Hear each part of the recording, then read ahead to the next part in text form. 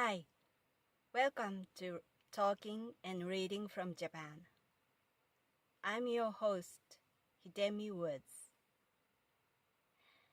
I read an episode from the memoirs I wrote and talk about it or anything that I feel like talking to you. I hope you enjoy with me. Today, I'll read part of one of my memoirs titled The Girl in Kyoto.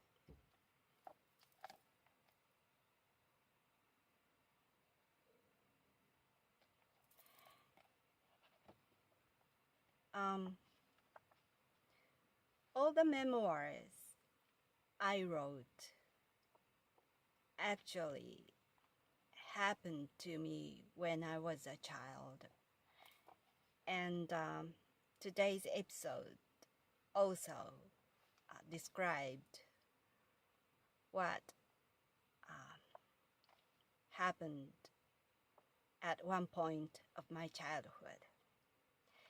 Today's episode is called The Doorplate. It's about our family's doorplate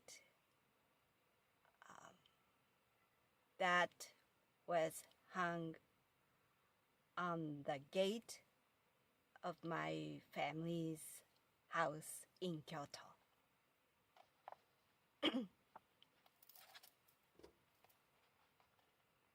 The doorplate. A Japanese house has a doorplate at its entrance. Typically, the surname of a household is written on it. Some families also add the first names of each family member on it. When I lived in my hometown with my grandparents, our house had a big wooden board as a doorplate at the gate. It had looked strange to me because the full name of my grandfather was written on it instead of just our surname. As a child, I didn't understand why other members' names of my family weren't on it. Our plate said as if he lived alone. It was hung high at the gate with his full name proudly written with a writing brush. I'd gradually felt like I was going in his kingdom instead of coming home. The board had been getting on my nerves, and finally I asked my father why our house had an annoying doorplate like that. He didn't seem to care because it had been there since his childhood. I summoned the courage to ask my grandfather directly why only his name was on the family plate. His answer was the same one that he gave me when I asked him why I couldn't have a dog. Because it was his house. His theory was always that he's a landlord and other family members are tenants. The doorplate had become a symbol of my grandfather's dictatorship to me. I even asked him once if he knew democracy. And his reply was, "Take it outside. This is my house." My father couldn't stand my constant complaints about the doorplate and found the solution for me. He joyfully took me to the back door to show me something. On the small wooden back door, a piece of paper was scotch-taped. All names of my family were written in my father's handwriting on it. It was his handmade doorplate. The back door faced an alley that was used mostly only by a mailman. He claimed that it was our new doorplate, which was no longer a plate nor a board, and no one would see. While my grandfather's name was grandly shown at the front gate, ours became illegible quickly because of rain. When our house was rebuilt, high-grade lumber was selected as the main pillar in the middle of the house. Inside the joint to the roof, though invisible from the outside, my grandfather's name was deeply carved into the lumber. That was today's episode.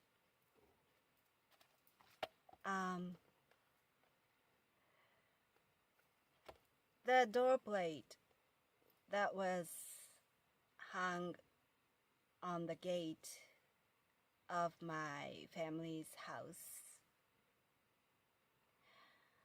was a big symbol of my grandfather's ego to me. As a Japanese old custom, according to it,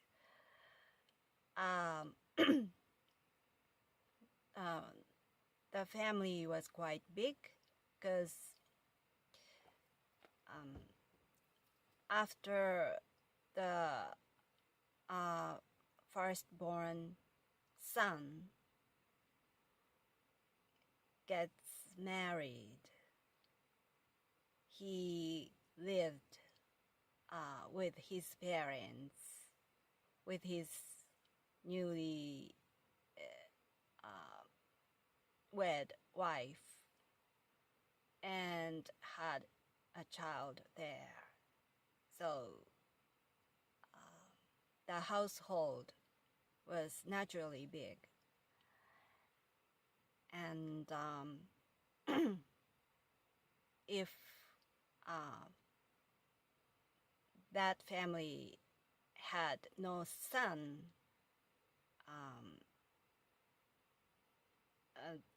the firstborn daughter took her husband into the family and lived her parents together. So, in either case, they lived all together.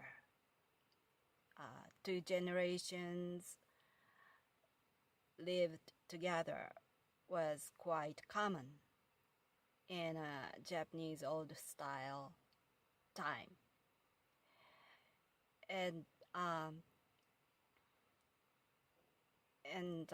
my family was no exception. And since I was born, I had lived with my grandparents and my parents.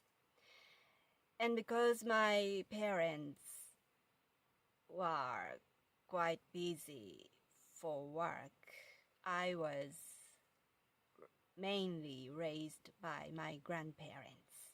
So to me, my grandparents were much more like my own parents. And my parents were, to me, were like my brother and sister. Because my parents and I and my sister were all afraid of my grandfather. He ruled my family strictly as a dictator and laid the tight rein over us. And he was the king of my family and we were all servants for him. We never talked back to him. We never opposed to him. We just needed to say yes to him, even though he told us something something irrational, something crazy, something stupid. We just nodded our heads and said yes. So he was a really strict parent for me, and he taught everything for life for me. So although I hated him, I can't deny that I was deeply influenced by him. And I notice even now, something I do unconsciously was eerily resemble to what my grandfather did. So it's scary in a way, because it may say that I am becoming like my grandfather. It's such a scary thought.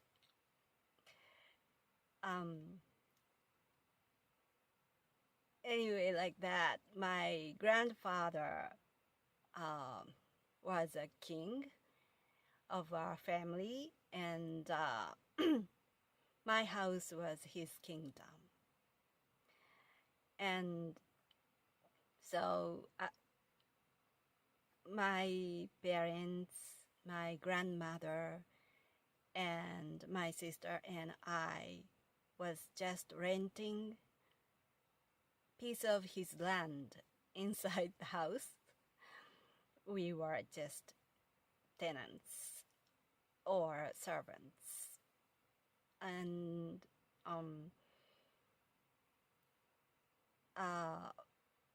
my grandfather showed how important he was in his family by that doorplate. His full name was written on it.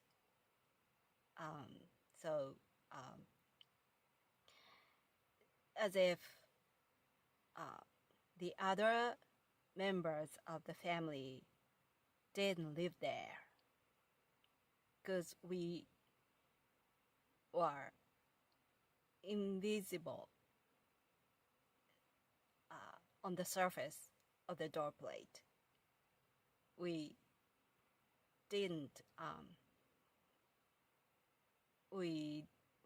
our name didn't show. So every time I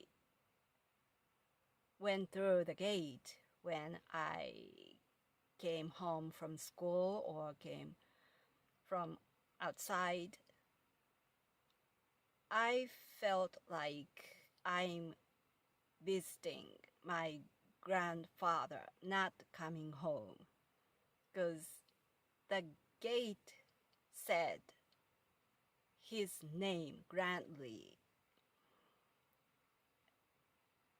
And as a child, it was getting my nerves day by day, And finally,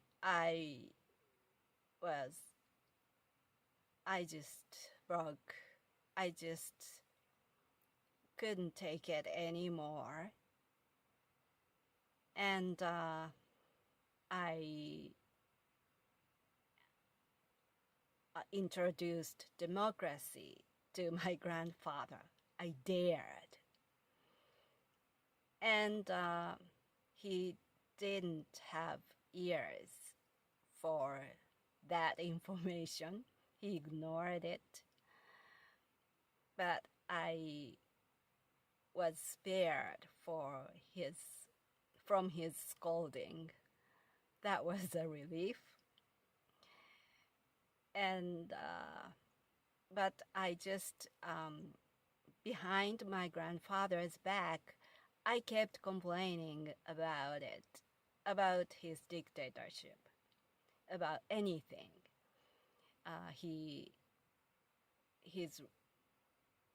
His rules, his stupid rules, his foolish rules to my father. And he came up with his handwriting doorplate that soon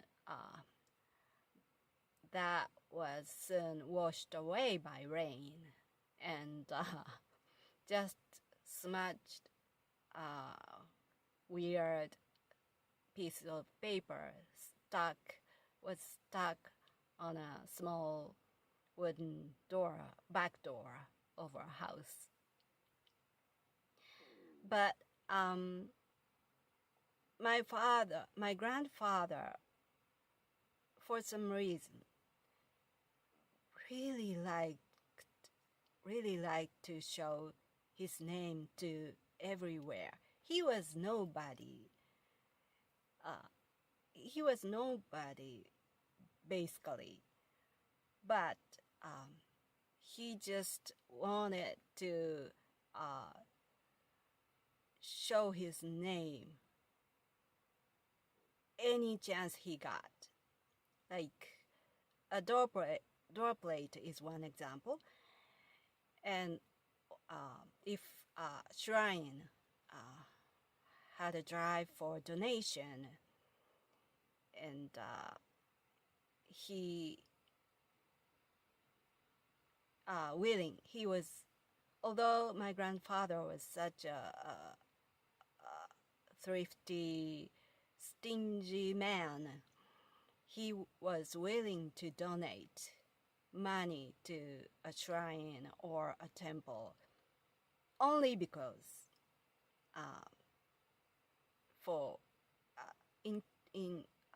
in return his name was carved on a pillar of the decorational pillar of the garden front yard of the shrine or temple. Just having his name carved, he donated money, quite some money, to a shrine or a temple. He liked his name shown that degree. Or in his late years, he was chairman of Chrysanthemum Association of Kyoto. And he also was a chairman of a local senior club. And a local paper sometimes happen to pick up a topic of those associations or clubs. Sometimes his name appeared on the local paper, as a small topic, and because he was a chairman. And then once he found his name on the paper, of course, he clipped it, and he outlined in red beside his name and showed us. And he bragged about his name was on the newspaper, and beside the Japanese letters are written on a not vertically, horizontally, not vertically. So his name was written, his name on the paper appeared vertically, and so he outlined beside his name in red and showed other family members, although we duly knew his name. But look, my name is on the paper. And that topic is not important. It was not news. It's just the newspaper company was struggle to fill that day's space and short of topics or events or news. So they just suffered from the space filling. That was why they chose that small, unimportant event and topic, and they printed it. But to my grandfather was a big achievement because his name was on the newspaper. He liked to get his name in public that much. So how important for him to see his name was in public was precisely represented on that doorplate of our family. So he also carved his own name on the main pillar when our family's house was rebuilt, although no one could see. No one could see from outside, but he always mentioned us that main pillar had my name on it, although we duly knew it. And he bragged about his name appearance constantly. But he, although he liked his name that much, and we just unwillingly followed his way and allowed him to do what he liked to do.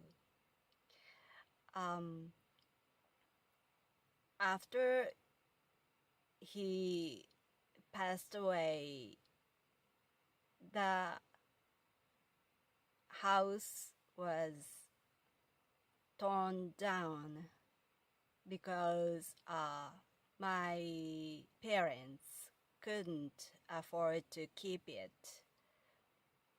when they failed their business. And they spent all the money they inherited from my grandparents, or more accurately from the ancestors, generation after generation.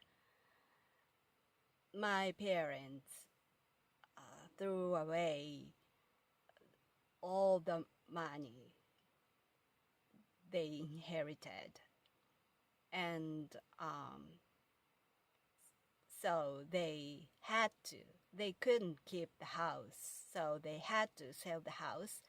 And when they sold the house, that happened after I left home.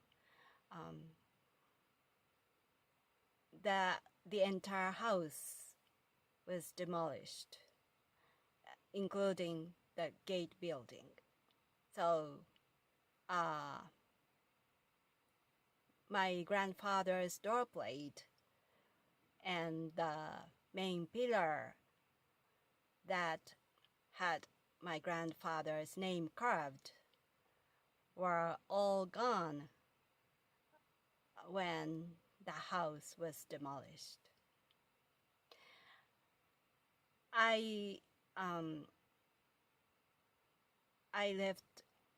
When I left home to become a musician, my parents fiercely opposed it because I was the firstborn daughter, and I was supposed to succeed the family, but I refused and left home. So, for some insane reason, although they sold the house because my parents failed their own business, to this day, they blamed me. They believed that I was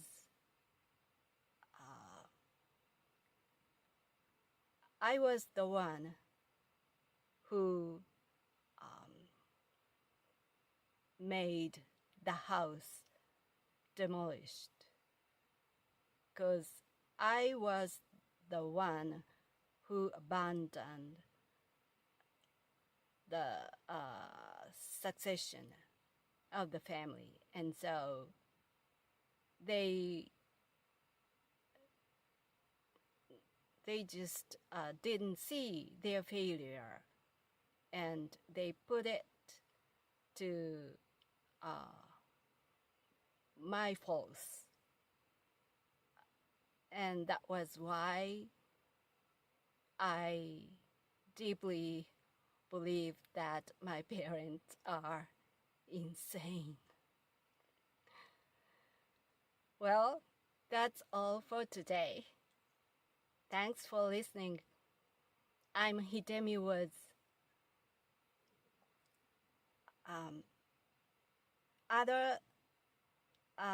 Other books of mine and my songs, or my entire articles are available on my website, hidemiwoods.com, HIDEMI woods.com.